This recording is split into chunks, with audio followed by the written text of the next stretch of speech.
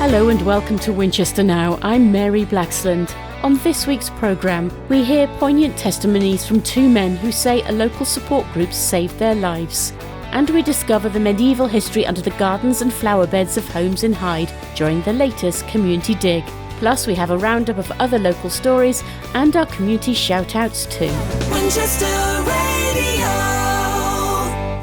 Don't struggle on alone. That's the message of a support group for men that meets each week in Winchester. Mangang offers peer support for people struggling with their mental health and other problems. It meets each Wednesday evening at Unit 12 in Winnell, and anyone is welcome to go along. I met Sanjay and John, who both told me how Mangang has changed their lives. Basically, I'd had a massive mental breakdown. I was on the brink of taking my own life. My daughter found Mangang just by chance, and I came along, and the support they've given me and what I've been able to get help stopped me from doing it. How hard was it to come along that first time and to make that initial inquiry and to ask for help? Horrible. I was anxious outside because I get a lot of panicky anyway. People were really welcoming and very supportive, and they've continued to be supporting ever since. And was it hard to open up about what you were going through and the troubles that you were facing? Initially I didn't say a lot. Yeah, then I actually did open up inside and talked truthfully about what I was experiencing.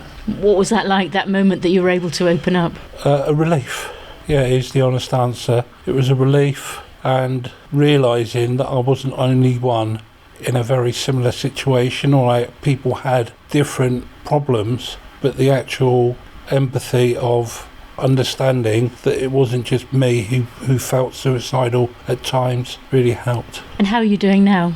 I still struggle. Today it's taken me all day literally to prepare myself mentally to come. And when Chopper picked me up, getting in his car, I was panicking and anxious for about 5 minutes, but then I calmed down and I'm here now. And it clearly makes a difference to you to be able to be here. Yeah, definitely. It's a real band of brotherhood. You know, I would honestly say to any man out there, please, please, please, don't think you're on your own, and don't think that you can't speak. Speak to somebody.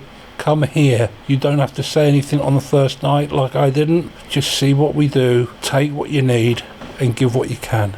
My name's John. I think I probably a typical bloke.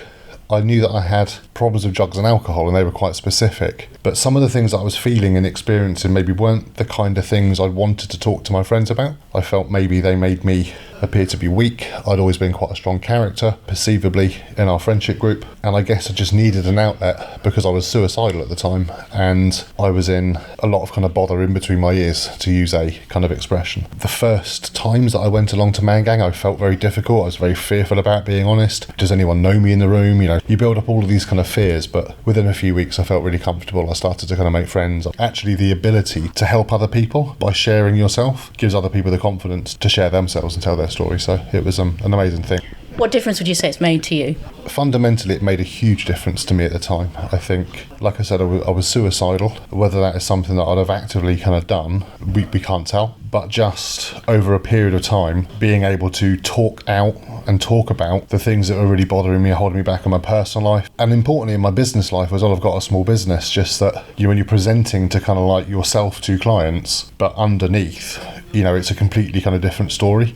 I just think that it's really helped me on the journey towards forgiving myself for things I've maybe done in my life, and forgiving others for what they've done, and actually really improved my mental health and given me the kind of tools to come back again, as I have done when things have been a bit tricky for me recently. Yeah, like you say, that they're always here for you, aren't they? You can always come back. No, indeed, absolutely, yeah. I think if any bloke is sat on your own at the moment and the weight of the world's on your shoulders, come along to a Mangang meeting. If you're a woman that's hearing this and your brother, your partner, husband or your dad is kind of really struggling, there is an outlet. Bring him along and he'll meet some really kind of friendly, caring, understanding people that will know exactly where that person is at, more likely, and will be able to help them as much as they possibly can. I'm Chopper. I'm a facilitator at the Winchester venue. Mangang is a peer support group solely for men, generally men who have poor mental health, but it can be who are just struggling with life in general.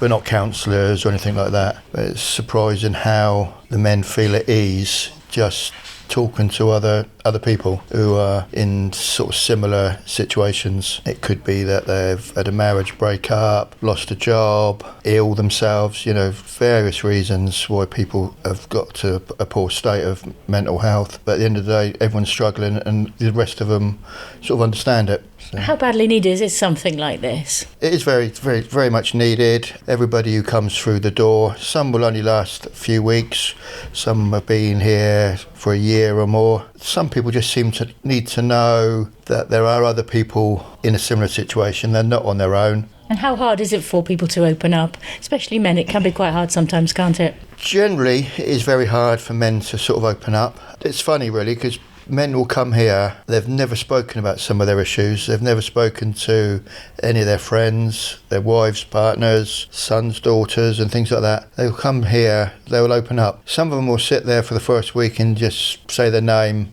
in a little bit, and then next week they'll say a little bit more, and after about a month they then feel really easy and would get down to really what their problems are. Others will walk in the door, and as soon as they sit down, we'll just pour their whole life history out, and you can't stop them.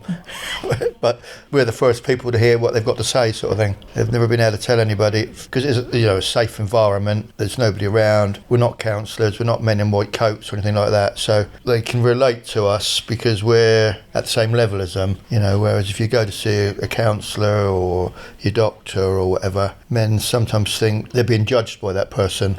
Whereas here, they're not judged at all. And you must see it make a huge difference to people over the time that they come. Yeah, sometimes you see people, they are what you'd call broken.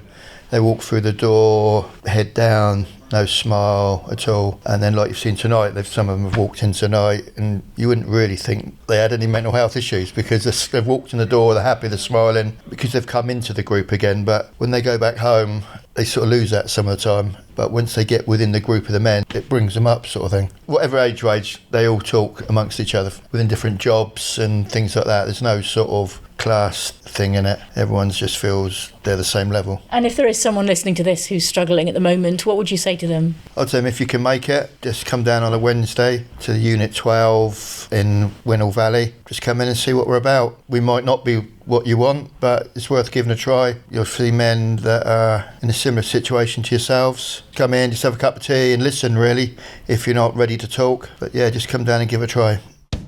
Winchester Radio. And now for a roundup of the news from across the Winchester area. I'm Steve Walker. South Western Railway says there will be no trains running through Winchester on Friday because of the latest strike action. It's the first time mainline drivers with ASLEF have taken action. Previous strikes were limited to depot drivers who bring trains in and out of service. All journeys out of Waterloo will end at Basingstoke. Services will also be reduced on Saturday with a strike by the RMT union and an ASLEF overtime ban. South Western warns services will be busy and crowd control measures may be put in place. Another appeal has been made for passengers to only travel if absolutely necessary. Winchester has ranked in the top 5 as one of the UK's greenest cities. The study, by a national skip hire company, analysed several factors including the percentage of recycled, reused and composted waste, air quality and the number of nature and park attractions in each area. It found that 40.5% of all household waste is being recycled in our city. Winchester came just below Bath, Canterbury, Chester and Inverness. There's another chance for residents to look at plans for a notorious road junction near Winchester. Hampshire County Council is looking at options to redesign the Cart and Horses junction in Kingsworthy, which has been the site of a number of crashes in recent years. Options include either traffic lights or the construction of 2 roundabouts. An information event is being held at Winchester Rugby Club between 3 and 7 p.m. on the 5th of September. An exciting weekend for Winchester City FC. Saturday saw them claim a 3-1 win away against Hayes in Yeading. Crowds filled the Abbots Barton ground on Bank Holiday Monday to see them take on Salisbury. The match ended in a draw, with Winchester equalising in the 7th minute of extra time. The next game is a cup match at home on Saturday against Evesham. Kick-off 3 p.m. A few months ago, businesses in Parchment Street held a special festival to highlight what they have to offer. Last weekend, another area of Winchester did the same. Kingsgate Village is home to a number of independent businesses and shops. I spoke to John Howard, General Manager of the Wickham Arms. So we picked up the idea from Parchment Street, where they had their patronised Parchment Street event, and we thought it would be a good idea for us to do the same sort of thing. So we came up with the idea for the Kingsgate Village Festival. And what's been involved with the festival? What's been happening this weekend? So we did a lot of advertising on social media, and we created a little passport where people could pick up discounts at all of the businesses, so free drinking in the Wickham Arms, 20% off at PG Wells and Cornflowers, 10% off wine at Kingsgate Wines and Provisions, and I think it was 20% off travel prints at Kingsgate Books and Prints. So that was the original idea. We did a little bit of music, had a kind of little busker session. We've been doing some afternoon tea, cream teas. We put bunting and balloons and bits and pieces out. So yeah, it was just to kind of bring a little bit of profile to the area for the bank holiday weekend. What's the reaction been? How's it been going? Yeah, pretty good. Yeah, really good. I mean, we get quite a lot of through traffic of tourists, and yeah, people who've come along and, you know, they've given the passports to their kids and they've gone off and done it like a little treasure hunt. And yeah, and I think just getting our social media presence a little bit more together as a group of 5 businesses, plus Winchester College with the tours as well, has been really good for us as a whole. And how tough is it for businesses around here? Why is it so important to get that message across? Well, I think it's always important because we're on the sort of quieter part of Winchester. It's always important to kind of keep the profile high, so if we can get people to come past the cathedral and get to this area, I think they find some little historical treasures with Jane Austen's house, Wolvesey Castle, tours of Winchester College. There's a free tour that you can take every day around the Winchester College Museum. There's so much to do. Besides the businesses, it's just a beautiful area to walk, got the water meadows and lovely views and surroundings. So yeah, it's great for us, and I think it's great for Winchester as a whole. Do you sometimes feel you're a bit forgotten around here? You're a bit off the beaten track, away from the high street? Can be a little bit like that. There's not a huge amount of signage bringing people over here. There is for Winchester College. It's just Winchester College, and it doesn't really sort of tell the full story of Kingsgate and this area. And like you say, you're right in the centre of historic Winchester. You've got the college down the road. Do you find you have a lot of tourists who are passing by, and where do they come from? Well, we have a lot of tourists here as a hotel as well, especially at this time of year. So we've got a lot of pre and post cruise travel, so a lot of Americans. We get a lot of people touring from Europe, and they'll be sort of stopping off, people walking, doing the South Downs Way. So, you know, apart from just day trippers to Winchester, we get a lot of people who come and stay in the hotels and stay here quite regularly. So yeah, there's a lot of people around who love the history, and, you know, that's what we're all about here. And this area is so special, isn't it? Yeah, very much so. I mean, like I say, you know, the cathedral is the big draw, but, you know, Winchester College, you know, is an incredible place to go and have a tour around. And we like to think that a trip to the Wickham Arms is also a must when you come to Winchester, for sure. And how has this year been compared to other years? Pretty good. I must say, you know, we're doing pretty well. As you can see, there's very few tables available, and there's still 100 people to come for lunch today. It's Sunday. You know, we bounced back after COVID pretty well. I think a lot of the businesses, it's quite a sort of foodie culture in Winchester now, so we've always been pretty popular. We've got a huge market, and like I say, we're quite established, you know, nationally and internationally. So yeah, we're doing pretty well, thank you. And hopefully this festival will just bring in more trade for not just yourself, but for all the other businesses absolutely. Around here. Yeah, absolutely. That was the hope, and to, like I say, to raise the profile of Kingsgate Village and everything it has to offer. And what for the future? Would you like to do something like this again? Yeah, definitely. I think we've talked about this being the inaugural one, and we'll probably do another one next year. And also we have a Christmas tree light switch on just before the Christmas market starts. So it sort of galvanised us to kind of advertise ourselves a little bit better for future events. Hi, I'm Paul Blitz, and we've got some great shout-outs for you this week. Our first shout-out is to the contractors working on the M3 Junctions 9 to 14 project for donating almost £2,000 worth of goods to help the homeless at the Winchester Beacon. Balfour Beatty contacted the charity a few months ago asking how they could give back to the community and benefit those staying in the Beacon. Together they came up with a shopping list of items that were needed. These included specialist inner soles and shoes for a resident with sore feet, steel toe-capped boots for a resident hoping to work in construction, a new coffee table for the lounge area, duvets and sheets for residents moving out into their own accommodation, and more. The charity says it's very grateful for their generosity. And let's give a mention to some more staff, this time from UK Power Networks, who helped out at the Boaz project in Sutton, Scotland. The charity helps adults with learning difficulties to develop skills and friendships. 40 staff spent 3 days on a range of projects, including laying paving slabs, clearing weeds, and supporting the members working in the kitchen, craft room, and wood workshop. We've heard news this week of a University of Winchester PhD student who's played a key role in some prestigious London museum events. Historian Holly Marsden has helped with the reopening of the National Portrait Gallery after 3 years of closure, and she used her research skills on the Crown to Couture exhibition at Kensington Palace. The university has given a shout out to Holly as they are proud of her achievements. And a congratulations to all the youngsters who've taken part in this year's Summer Reading Challenge organised by the Hampshire Library Service. This year's challenge was entitled Ready, Set, Read. The sporting theme aimed to promote healthy habits as well as a love of reading. Children aged 4 to 11 years old were encouraged to read 6 books over the summer holiday and to take part in fun activities for their physical and mental well-being. 18,000 signed up and more than 4,000 have already completed the mission and received a certificate and a medal. They have until the 16th of September to complete the challenge. Good luck to them. More shout-outs for you next week here on Winchester Now. Winchester Radio. Now, would you have your garden dug up to discover the archaeology beneath it? Well, a number of residents in Hyde volunteered for this year's community dig. Winchester Radio went along to uncover more. Digging in a garden in King Alfred Terrace, it's an area once occupied by Hyde Abbey, the last known resting place of King Alfred the Great. Volunteering his garden for excavation this year is Richard Osgood, himself an eminent archaeologist. So why have you given up your garden for this archaeology? I'm asking myself the same question. No, it's because we got rid of the shed. The shed was falling down and we felt a bit churlish that this is one of the few gardens not to be examined by the brilliant Hyde 900 project. We thought it gave a good opportunity. It's a big area and we were pretty sure there'd be something connected with the Abbey.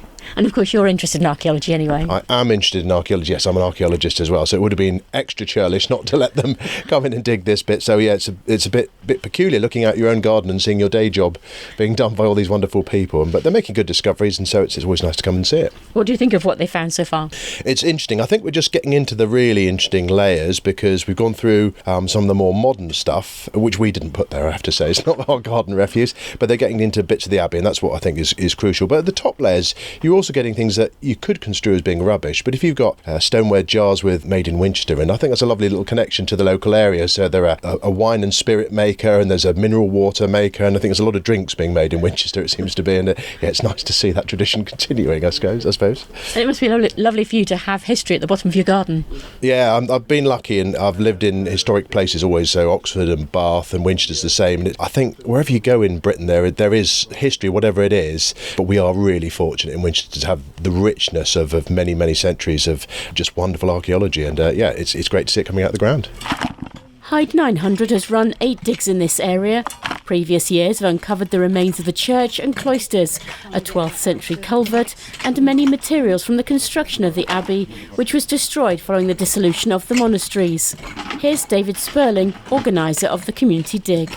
Well, it's early days because we're only in the beginning of the 3rd day and we're going through what is largely a Victorian layer, but we're just beginning to find some of the medieval debris from the dissolution of the monastery in Hyde, which took place in 1539.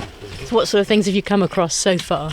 Well, there are various things like Victorian decorations. There's a very nice piece of Roman pottery, which we found. We also found some earlier pottery, Iron Age pottery, and we're expecting now to begin to get a lot more of the faced stone, which was so well done for the abbey itself, because being the burial place of Alfred the Great, the quality of the carving of the stonework was probably as good as any in Europe. So digging down deeper here now as you are today, what are you hoping that you'll come across? Well, we really like to see the foundations of the Abbey, and we're beginning to piece together the points so that we can understand whereabouts we are in the Abbey area. And in this particular area, we think we're probably still in the refectory, which we found in earlier digs.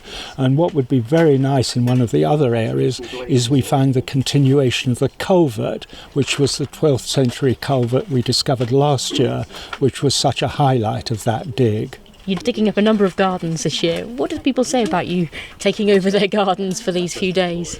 Well, there's a huge level of enthusiasm. People are fascinated by the thought of this incredibly important abbey still remaining in part beneath their gardens. And in fact, one of our owners of the gardens actually said they were honoured we were digging it. The dig is open to anyone aged 5 and over to take part in a 2-hour session, and the demand this year was great. 2 volunteers were Thea and her cousin Arthur. My cousin's come over because he really likes archaeology, so we're doing it together this time because I used to live on this street, so it was really nice to come back and see digs again. So tell me a bit about what's been involved, what you've been up to. I've been here yesterday and today. Yesterday was just digging to get down to some of the interesting stuff, but today we were digging up more rubble and stuff from the actual abbey, I think, so that was really cool. And what's the whole experience been like, being involved in a project like this? It's really fun. You learn a lot because I don't really know much about it. It all looked just like stones to me at first, but now I can kind of see more what pieces are there. And it's crazy to think it's all just around under the ground the whole time. Yeah, it's been great. For the past couple of days I've been digging in various gardens, really, digging down through the layer, trying to get through this layer of sort of demolition, rubble, Victorian, early medieval, that sort of stuff. And this is something that really interests you? Yes, it is, yeah. I'm looking to do archaeology as a career, so I'm about to go into year 13 and hoping next year to go to uni and to study archaeology. And what do you think about what you found here in the history here in Winchester? It's really, really interesting. I haven't dug on a site at Winchester before. I haven't actually dug on any medieval sites before, but it's really interesting to see how you've got this older landscape around the abbey and the church, which is just in these gardens, and you can still see the sense of community here. Everyone's really involved. You've got the people who own the houses coming down to help dig as well. It's really nice to see a community get involved in archaeology like this. And there's been quite a few people come along to see what you found as well in the last few days. Yes, indeed. Well, if you look at over the history of the digs, we've now had over 1,000 people take part, and this year we've been pretty well totally sold out, and over 200 people have been taking part over these 4 days. We've got Professor Martin Biddle coming down along with Dr. John Crook tomorrow, and Tim Tatton-Brown, who's the archaeologist for Salisbury Cathedral. So there's a lot of quite professional interest in what we're doing. Hyde Abbey was one of the most impressive buildings of medieval times, and you can see some of the finds from the community dig on display in the cathedral grounds during the Heritage Open weekend of Friday the 8th to Sunday the 10th of September. Others are on display in the City Museum. And there's more archaeology on display this weekend, with the second open day on the site of the Central Winchester Regeneration Scheme. You can visit the dig and see some of the discoveries on Saturday in the Abbey Gardens from 10 till 4:30. And that's all for this week. Many thanks for listening. You've been listening to Winchester Now. We hope you've enjoyed this Winchester radio programme. Remember, if you have a story to share with us, please do get in touch. You can drop us an email at news@winchester.radio. And you can follow us on social media, including Facebook and Twitter. Just search for Winchester Radio. Winchester Radio.